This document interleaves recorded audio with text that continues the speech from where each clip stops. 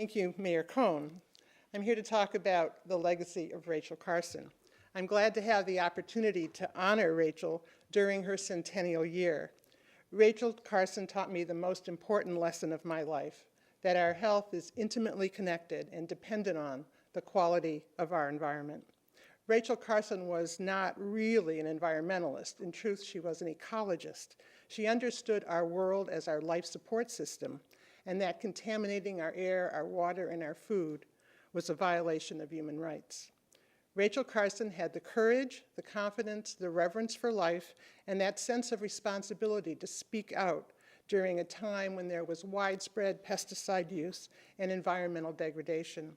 In fact, she wrote about global climate change in 1948. While all of Carson's writings stand the test of time, Silent Spring, published in 1962, deserves a special focus because it is a call to action. Now, as the growing evidence continues to make the link between illnesses at every stage of the life cycle and the contamination of our water, our air, and food, we know that Rachel Carson was right. Prevention is the imperative. Rachel Carson inspires me to ask, what would Rachel say? It is a clear ethic for evaluating our public policies, such as the state's continuing permit of the widespread use of pesticides and even aerial spraying, as our families and our communities continue to have growing rates of asthma, cancer, and reproductive and developmental disorders, and in spite of the loss of biodiversity, especially the pollinators. The National Resource Defense Council calls Silent Spring one of the landmark books of the 20th century.